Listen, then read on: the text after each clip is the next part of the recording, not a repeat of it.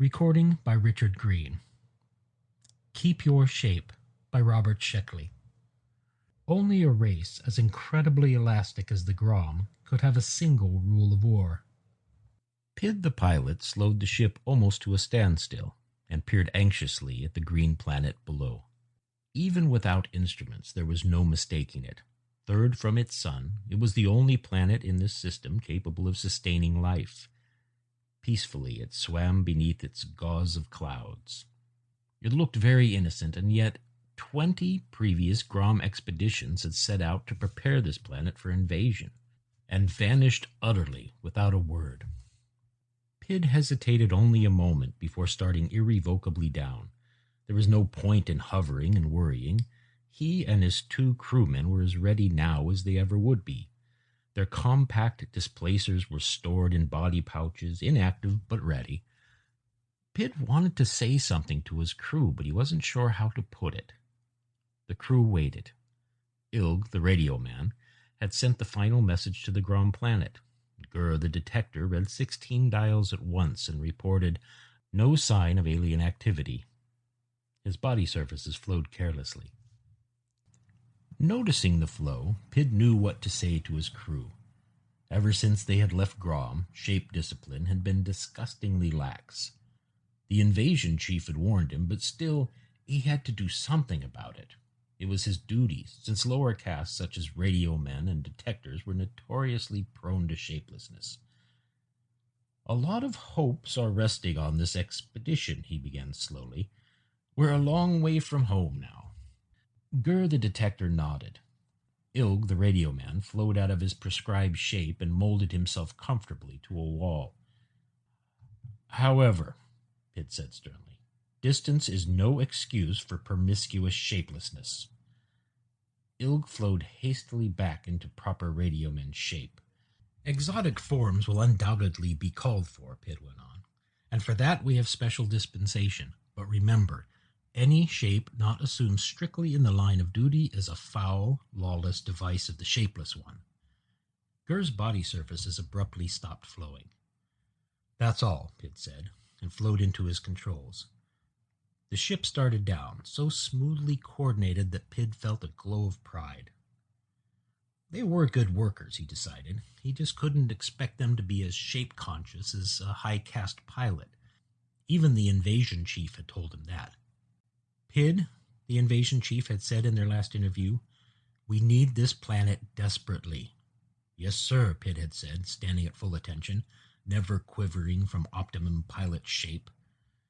One of you, the chief said heavily, must get through and set up a displacer near an atomic power source. The army will be standing by at this end, ready to step through. We'll do it, sir, Pid said.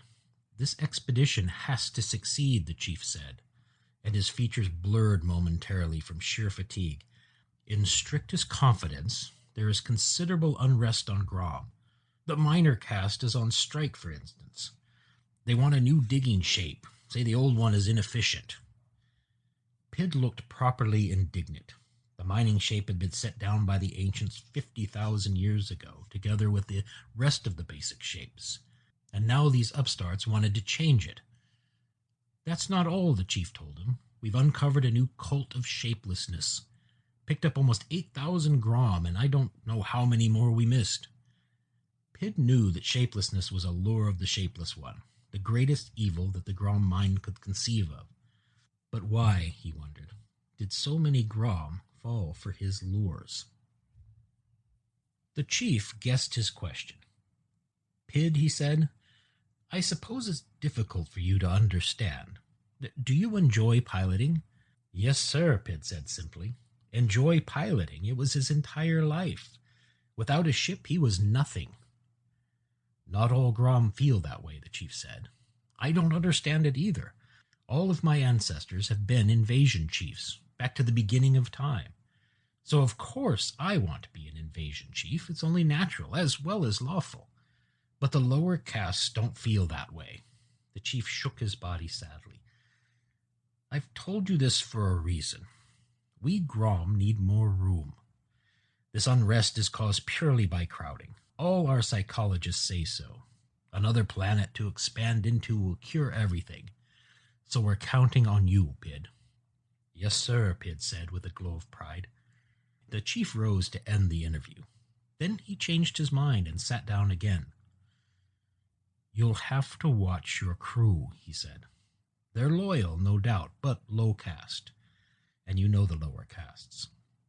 Pid did indeed. Gur, your detector, is suspected of harboring alterationist tendencies. He was once fined for assuming a quasi-hunter shape. Ilg has never had any definite charge brought against him, but I hear that he remains immobile for suspiciously long periods of time. Possibly he fancies himself a thinker. But, sir, Pid protested, if they are even slightly tainted with alterationism or shapelessness, why send them on this expedition? The chief hesitated before answering. There are plenty of Grom I could trust, he said slowly. But those two have certain qualities of resourcefulness and imagination that will be needed on this expedition. He sighed. I really don't understand why those qualities are usually linked with shapelessness. Yes, sir, Pid said. Just watch them. Yes, sir, Pid said again, and saluted, realizing that the interview was at an end. In his body pouch, he felt the dormant displacer ready to transform the enemy's power source into a bridge across space for the Grom hordes. Good luck, the chief said. I'm sure you'll need it. The ship dropped silently towards the surface of the enemy planet. Gur, the detector, analyzed the clouds below and fed data into the camouflage unit. The unit went to work. Soon the ship looked, to all outward appearances, like a cirrus formation. Pid allowed the ship to drift slowly towards the surface of the mystery planet. He was in optimum pilot shape now, the most efficient of the 4 shapes allotted to the pilot caste. Blind, deaf, and dumb, an extension of his controls, all his attention was directed towards matching the velocities of the high-flying clouds, staying among them, becoming part of them. Gur remained rigidly in one of the 2 shapes allotted to detectors. He fed data into the camouflage unit, and the descending ship slowly altered into an alto-cumulus. There was no sign of activity from the enemy planet. Ilg located an atomic power source and fed the data to Pid. The pilot altered course. He had reached the lowest level of clouds, barely a mile above the surface of the planet. Now his ship looked like a fat, fleecy cumulus. And still there was no sign of alarm. The unknown fate that had overtaken 20 previous expeditions still had not showed itself. Dusk crept across the face of the planet as Pid maneuvered near the atomic power installation. He avoided the surrounding homes and hovered over a clump of woods. Darkness fell, and the green planet's lone moon was veiled in clouds.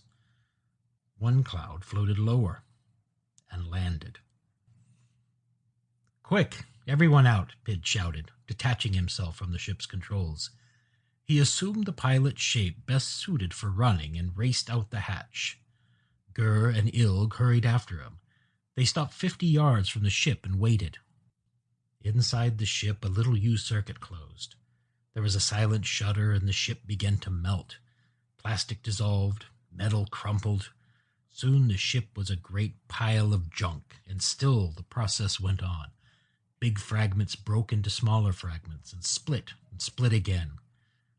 Pid felt suddenly helpless, watching his ship scuttle itself. He was a pilot of the pilot caste. His father had been a pilot, and his father before him, stretching back to the hazy past when the Grom had first constructed ships. He had spent his entire childhood around ships, his entire manhood flying them. Now, shipless, he was naked in an alien world. In a few minutes, there was only a mound of dust to show where the ship had been. The night winds scattered it through the forest, and then there was nothing at all. They waited. Nothing happened. The wind sighed and the trees creaked. Squirrels chirped and birds stirred in their nests. An acorn fell to the ground. Pid heaved a sigh of relief and sat down. The 21st Grom expedition had landed safely. There was nothing to be done until morning, so Pid began to make plans. They had landed as close to the atomic power installation as they dared. Now they would have to get closer. Somehow, one of them had to get very near the reactor room in order to activate the displacer. Difficult, but Pid felt certain of success. After all, the Grom were strong on ingenuity. Strong on ingenuity, he thought bitterly, but terribly short of radioactives. That was another reason why this expedition was so important. There was little radioactive fuel left on any of the Grom worlds. Ages ago, the Grom had spent their store of radioactives in spreading throughout their neighboring worlds, occupying the ones that they could live on. Now, colonization barely kept up with the mounting birth rate. New worlds were constantly needed. This particular world, discovered in a scouting expedition, was needed. It suited the Grom perfectly. But it was too far away. They didn't have enough fuel to mount a conquering space fleet. Luckily, there was another way. A better way. Over the centuries, the Grom scientists had developed the displacer, a triumph of identity engineering. The displacer allowed mass to be moved instantaneously between any two linked points. One end was set up at Grom's sole atomic energy plant. The other end had to be placed in proximity to another atomic power source and activated. Diverted power then flowed through both ends, was modified and modified again. Then, through the miracle of identity engineering, the Grom could step through from planet to planet, or pour through in a great overwhelming wave. It was quite simple. But 20 expeditions had failed to set up the Earth End displacer. What had happened to them was not known, for no Grom ship had ever returned to tell. Before dawn, they crept through the woods, taking on the coloration of the plants around them. Their displacers pulsed feebly, sensing the nearness of atomic energy. A tiny four-legged creature darted in front of them. Instantly, Gur grew 4 legs and a long, streamlined body and gave chase. "Gur, come back here," Pid howled to the detector, throwing caution to the winds. Gur overtook the animal and knocked it down. He tried to bite it, but he had neglected to grow teeth. The animal jumped free and vanished into the underbrush. Gur thrust out a set of teeth and bunched his muscles for another leap. "Gur!" Reluctantly, the detector turned away. He loped silently back to Pid. "I was hungry," he said. "You were not," Pid said sternly. "Was," Gur mumbled, writhing with embarrassment. Pid remembered what the chief had told him. Gur certainly did have hunter tendencies. He would have to watch him more closely. "We'll have no more of that," Pid said. "Remember, the lure of exotic shapes is not sanctioned. Be content with the shape you were born to." Gur nodded and melted back into the underbrush. They moved on. At the extreme edge of the woods, they could observe the atomic energy installation. Pid disguised himself as a clump of shrubbery, and Gur formed himself into an old log.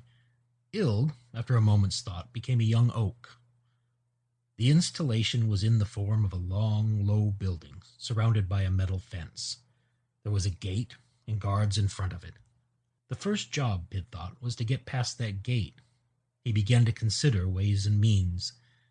From the fragmentary reports of the survey parties, Pid knew that, in some ways, this race of men were like the Grom. They had pets, as the Grom did, and homes and children and a culture. The inhabitants were skilled mechanically, as were the Grom. But there were terrific differences also. The men were of fixed and immutable form, like stones or trees. And to compensate, their planet boasted a fantastic array of species, types, and kinds. This was completely unlike Grom, which had only 8 distinct forms of animal life. And evidently the men were skilled at detecting invaders, Pid thought. He wished he knew how the other expeditions had failed. It would make his job much easier. A man lurched past them on 2 incredibly stiff legs. Rigidity was evident in his every move. Without looking, he hurried past. "I know," Gur said, after the creature had moved away. "I'll disguise myself as a man, walk through the gate of the reactor room, and activate my displacer." "You can't speak their language," Pid pointed out. "I won't speak at all. I'll ignore them. Look." Gur quickly shaped himself into a man. "That's not bad," Pid said. Gur tried a few practice steps, copying the bumpy walk of the man. But I'm afraid it won't work, Pitt said. It's perfectly logical, Gur pointed out. I know, therefore the other expeditions must have tried it, and none of them came back. There was no arguing that. Gur flowed back into the shape of a log. What then? He asked. Let me think, Pitt said. Another creature lurched past, on 4 legs instead of 2. Pitt recognized it as a dog, a pet of man. He watched it carefully. The dog ambled to the gate, head down, in no particular hurry. It walked through, unchallenged, and lay down in the grass. Pitt said. They watched. One of the men walked past and touched the dog on the head. The dog stuck out its tongue and rolled over on its side. I can do that, Gur said excitedly. He started to flow into the shape of a dog. No, wait, Pitt said. We'll spend the rest of the day thinking it over. This is too important to rush into. Gur subsided sulkily. Come on, let's move back, Pitt said. He and Gur started into the woods. Then he remembered Ilg. Ilg? He called softly. There was no answer. Ilg. What? Oh, yes, an oak tree said, and melted into a bush. Sorry, what were you saying? We're moving back, Pitt said. Were you by any chance thinking? No, Ilg assured him, just resting. Pitt let it go at that. There was too much else to worry about. They discussed it for the rest of the day, hidden in the deepest part of the woods. The only alternatives seemed to be man or dog. A tree couldn't walk past the gate, since it was not in the nature of trees, nor could anything else escape notice. Going as a man seemed too risky. They decided that Gur would sally out in the morning as a dog. Now get some sleep, Pitt said. Obediently, his 2 crewmen flattened out, going immediately shapeless. But Pitt had a more difficult time. Everything looked too easy. Why wasn't the atomic installation better guarded? Certainly the men must have learned something from the expeditions they had captured in the past. Or had they killed them without asking any questions? You couldn't tell what an alien would do. Was that open gate a trap? Wearily he flowed into a comfortable position on the lumpy ground. Then he pulled himself together hastily. He had gone shapeless. Comfort was not in the line of duty, he reminded himself, and firmly took a pilot's shape. But a pilot's shape wasn't constructed for sleeping on damp, bumpy ground. Pitt spent a restless night, thinking of ships and wishing he were flying one. He awoke in the morning tired and ill-tempered. He nudged Gur. Let's get this over with, he said. Gur flowed gaily to his feet. Come on, Ilg, Pitt said angrily, looking around. Wake up. There was no reply. Ilg, he called. Still there was no reply. Help me look for him, Pitt said to Gur. He must be around here somewhere.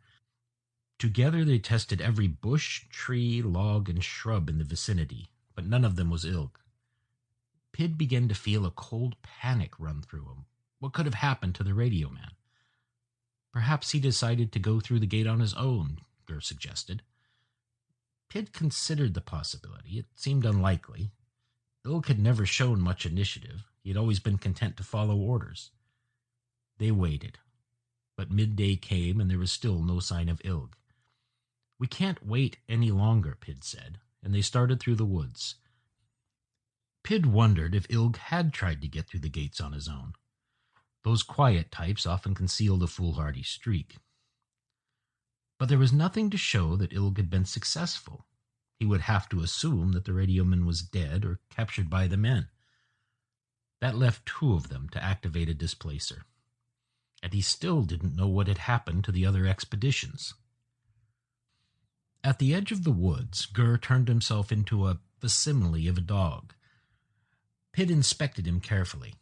A little less tail, he said. Gur shortened his tail. More ears. Gur lengthened his ears. Now even them up. They became even. Pitt inspected the finished product. As far as he could tell, Gur was perfect from the tip of his tail to his wet black nose. Good luck, Pitt said. Thanks. Cautiously, Gur moved out of the woods, walking in the lurching style of dogs and men. At the gate, the guard called to him. Pid held his breath. Gur walked past the man, ignoring him. The man started to walk over. Gur broke into a run.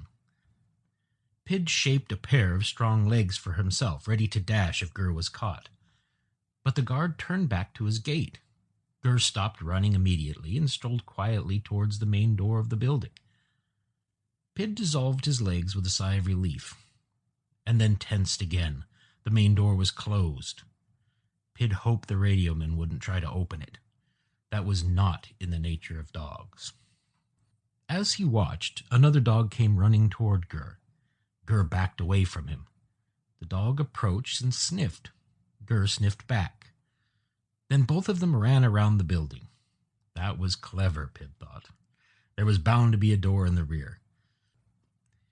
He glanced up at the afternoon sun. As soon as the displacer was activated, the Grom armies would begin to pour through.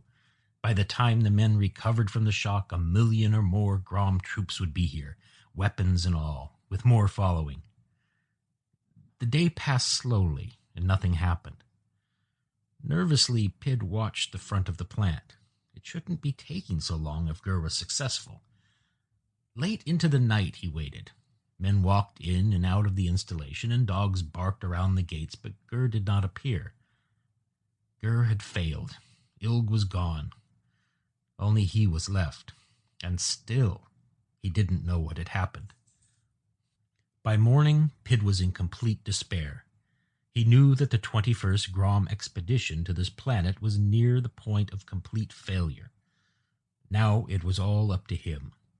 He saw that workers were arriving in great number, rushing through the gates. He decided to take advantage of the apparent confusion and started to shape himself into a man. A dog walked past the woods where he was hiding. "Hello," the dog said. It was Gur. "What happened?" Pid asked with a sigh of relief. "Why were you so long? Couldn't you get in?" "I don't know," Gur said, wagging his tail. "I didn't try." Pid was speechless. "I went hunting," Gur said complacently. "This form is ideal for hunting, you know. I went out the rear gate with another dog."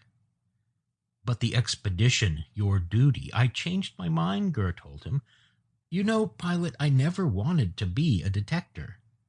"But you were born a detector." "That's true," Gur said, "but it doesn't help. I always wanted to be a hunter."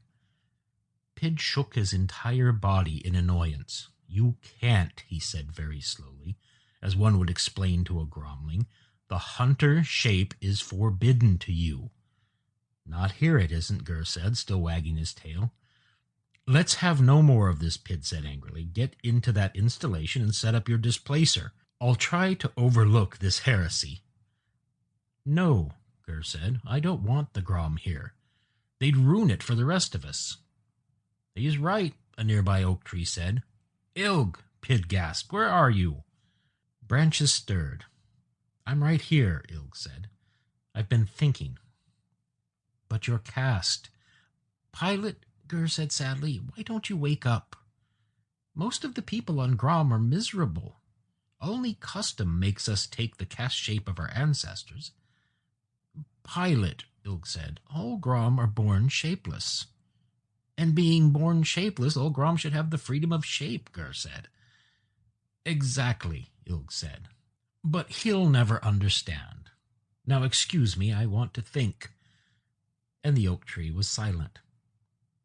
Pid laughed humorously. "The men will kill you off," he said, "just as they killed off all the other expeditions." "No one from Grom has been killed," Gur told him.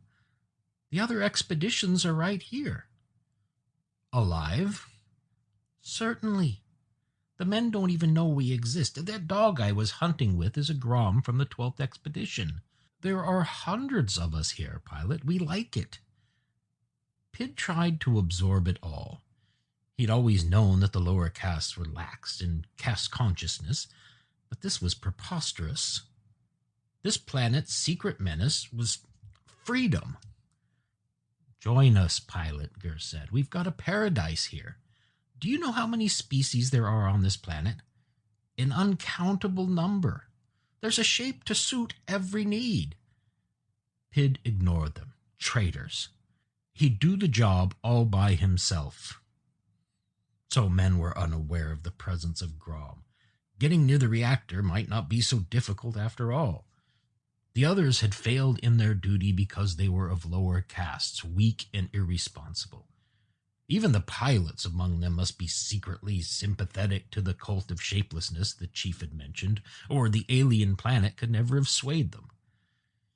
What shape to assume for this attempt? Pid considered. A dog might be best. Evidently, dogs could wander pretty much where they wished. If something went wrong, Pid could change his shape to meet the occasion. The Supreme Council will take care of all of you, he snarled, and shaped himself into a small brown dog. I'm going to set up the displacer myself. He studied himself for a moment, bared his teeth at Gur, and loped towards the gate. He loped for about 10 feet and stopped in utter horror.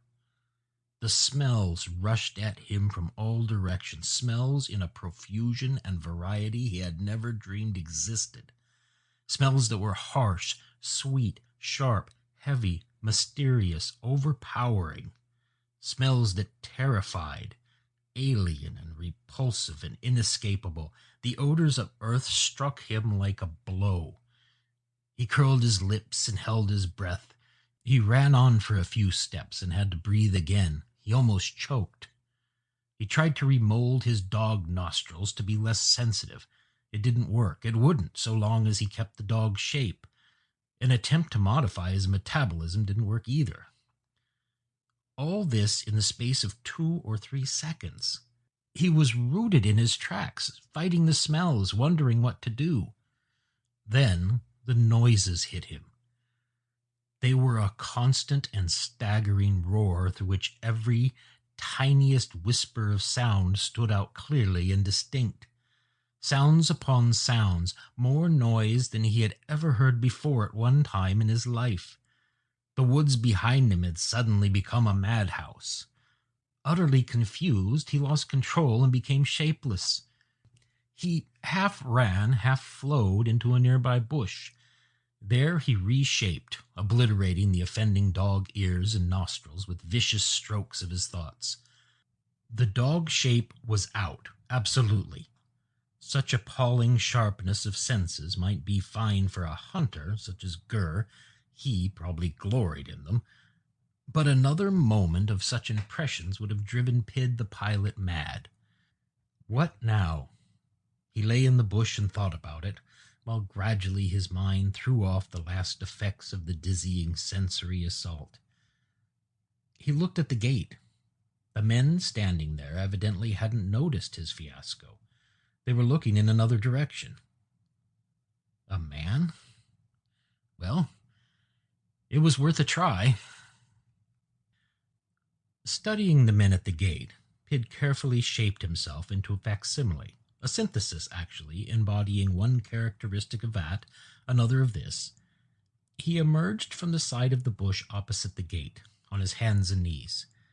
He sniffed the air, noting that the smells the man nostrils picked up weren't unpleasant at all. In fact, some of them were decidedly otherwise. It had just been the acuity of the dog nostrils, the number of smells they had detected, and the near brilliance with which they had done so, that had shocked him. Also, the sounds weren't half so devastating. Only relatively close sounds stood out. All else was an undetailed whispering. Evidently, Pid thought, it had been a long time since men had been hunters. He tested his legs, standing up and taking a few clumsy steps. Thud of foot on ground. Dragged the other leg forward in a heavy arc. Thud. Rocking from side to side, he marched back and forth behind the bush. His arms flapped as he sought balance. His head wobbled on its neck until he remembered to hold it up. Head up, eyes down, he missed seeing a small rock. His heel turned on it. He sat down hard. The ankle hurt. Pid curled his man lips and crawled back into the bush. The man shape was too unspeakably clumsy. It was offensive to plod one step at a time, body held rigidly upright, arms wobbling. There had been a deluge of sense impressions in the dog shape. There was a dull, stiff, half-alive inadequacy to the man shape. Besides, it was dangerous now that Pid thought it over, as well as distasteful. He couldn't control it properly. It wouldn't look right. Someone might question him. There was too much about men he couldn't know. The planting of the displacer was too important a thing for him to fumble again. Only luck had kept him from being seen during the sensory onslaught. The displacer in his body pouch pulsed and tugged, urging him to be on his way towards the distant reactor room. Grimly, Pid let out the last breath he had taken with his man lungs and dissolved the lungs. What shape to take? Again he studied the gate, the men standing beside it, the building beyond in which was the all-important reactor. A small shape was needed, a fast one, an unobtrusive one. He lay and thought. The bush rustled above him. A small brown shape had fluttered down to light on a twig. It hopped to another twig, twittering. Then it fluttered off in a flash and was gone. That, Pid thought, was it. A sparrow that was not a sparrow rose from the bush a few moments later. An observer would have seen it circle the bush, diving, hedge-hopping, even looping, as if practicing all maneuvers possible to sparrows. Pid tensed his shoulder muscles, inclined his wings. He slipped off to the right, approached the bush at what seemed breakneck speed, though he knew this was only because of his small size. At the last second, he lifted his tail, not quite quickly enough. He swooped up and over the top of the bush, but his legs brushed the top leaves. His beak went down, and he stumbled in the air for a few feet, back, forward. He blinked beady eyes, as if at a challenge. Back towards the bush at a fine clip, again, up and over, this time cleanly. He chose a tree, zoomed into its network of branches, wove a web of flight, working his way around and around the trunk, over and under branches that flashed before him, through crotches with no more than a feather's breadth to spare. At last, he rested on a low branch and found himself chirping in delight. The tree extruded a feeler from the branch he sat on, and touched his wings and tail. "Interesting," said the tree. "I'll have to try that shape sometime." "Ilg. Traitor," hissed Pid, growing a mouth in his chest to hiss it. And then he did something that caused Ilg to exclaim in outrage. Pid flew out of the woods, over the underbrush and across the open space towards the gate.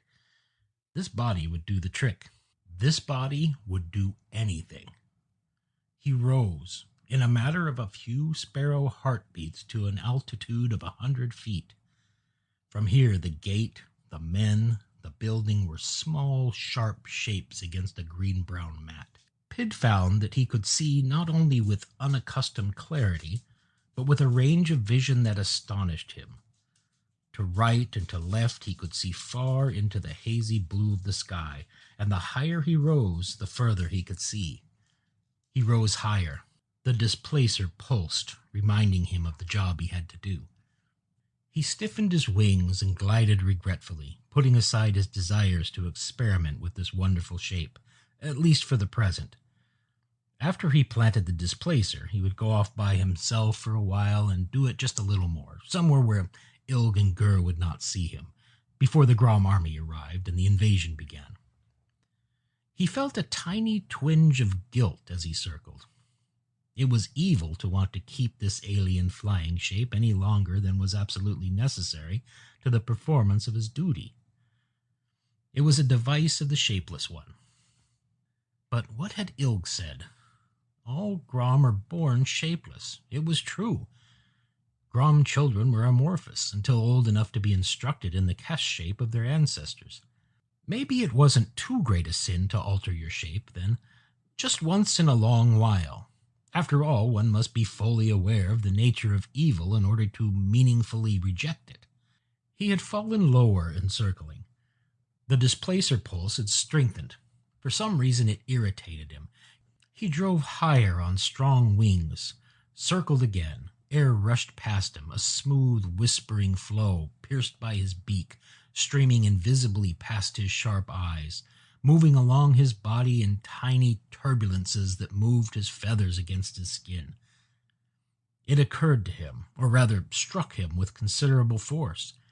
that he was satisfying a longing of his pilot caste that went far deeper than piloting. He drove powerfully with his wings, felt tonus across his back, shot forward and up. He thought of the controls of his ship. He imagined flowing into them, becoming part of them, as he had so often done. And for the first time in his life, the thought failed to excite him. No machine could compare with this. What he would give to have wings of his own. Get from my sight, shapeless one. The displacer must be planted, activated. All Grom depended on him. He eyed the building far below. He would pass over it. The displacer would tell him which window to enter. Which window was so near the reactor that he could do his job before the men even knew he was about. He started to drop lower, and the hawk struck. It had been above him. His first inkling of danger was the sharp pain of talons in his back and the stunning blow of a beak across his head. Dazed, he let his back go shapeless. His body substance flowed from the grasp of the talons. He dropped a dozen feet and resumed sparrow shape, hearing an astonished squawk from the attacker.